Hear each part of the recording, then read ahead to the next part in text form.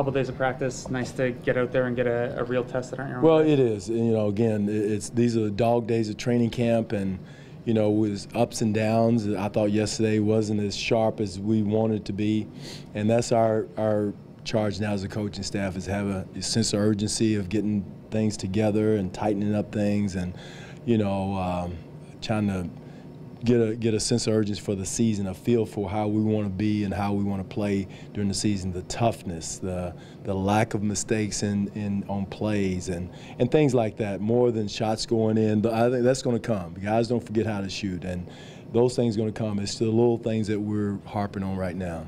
We talked a little bit about JV yesterday. What have you seen from your two backup centers so far?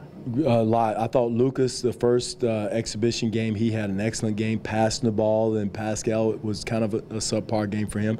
And then the next game, it flipped. I thought Jakob really executed, did a good job defensively, showed some toughness, and not that Lucas played bad or anything, but I thought so it was kind of up and down. Jakob had an excellent day yesterday, so that position is going to be up and down a little bit depending on what we need. But both of them all three centers have done a good job. Lucas, Jakob, and definitely JV has shown the fact they have a feel of what we're trying to do offensively. Making the right decisions. Defensively, they're getting better, but offensively, they're making the right decisions. Is that something you could see staying fluid into the regular season, kind of how it was with Jakob and Lucas last year? Yeah, a little bit. I mean, again, I've got to do a good job of communicating to which one we're going to use through a stretch, but maybe it could be up and down, you know, and both guys have to stay ready to back up. Because then also, too, you got those surge in the mix as far as a backup five when other teams go really small.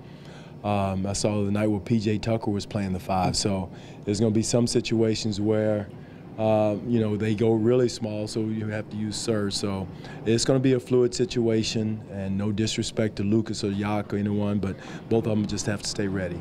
You talked yesterday about sort of a read and react kind of offense. Mm-hmm. DeMar just said they really enjoy that, get the ball go, and don't think so much. Is that what you're kind of trying to instill? No question. And that's probably, I would say, 60% of the game is going to be that way. The other 40%, there's you know, be timeouts after baskets, after free throws, a set situation. So it's a fun way to play. That's the way the game's going. It's harder to scout, Doug.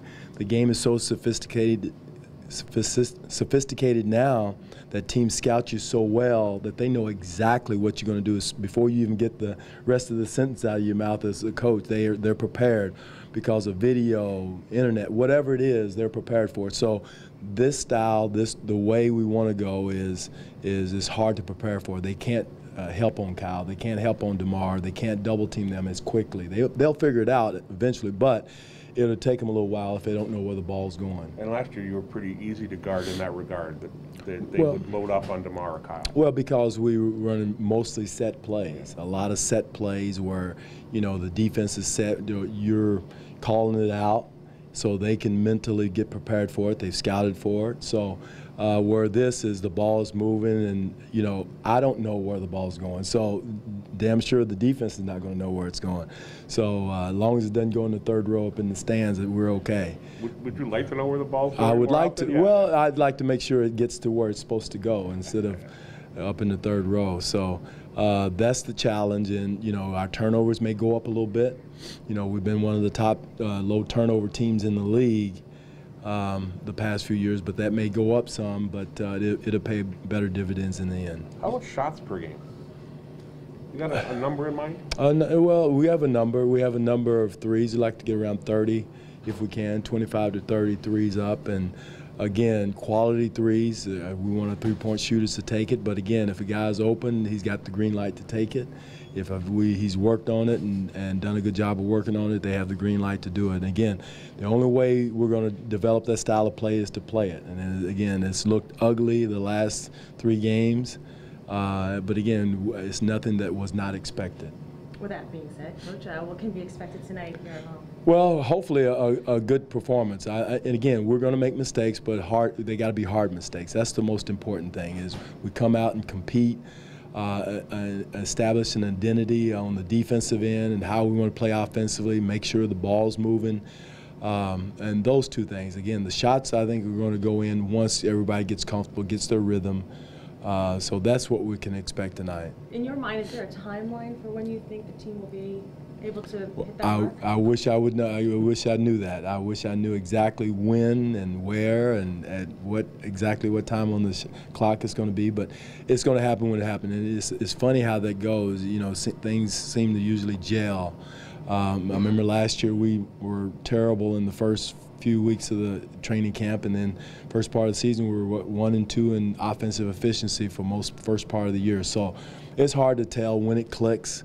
The key for us as a coaching staff to keep pushing it, keep teaching it, keep harping on it, and you know, if you do the right things and create the right habits, usually good things happen. How's OG progressing, Coach? Good. He's coming along. You know, he's a typical young kid that, you know, is not sure what exactly to do, but he's feeling his way through. The talented young man, probably the most powerful young man that we have as far as physicality is concerned. You know, for me, he can't get too caught up in missing shots. Just continue to play. Those shots are going to fall. Keep doing the things defensively that he can do physically. And again, I love him. He's a sponge. He's a quick learner. You just got to understand that, you know, the league it takes time to really fully grasp everything, and don't get discouraged when you don't understand something and you don't pick up something as quick, or if you miss a shot, hey, next play. And that's no different than any young player that's come into this league. Is he getting closer to being game ready? He's getting closer, yeah. He's getting closer. Don't exactly when, but, you know, his body will tell him, the medical people will tell him when he's ready to go.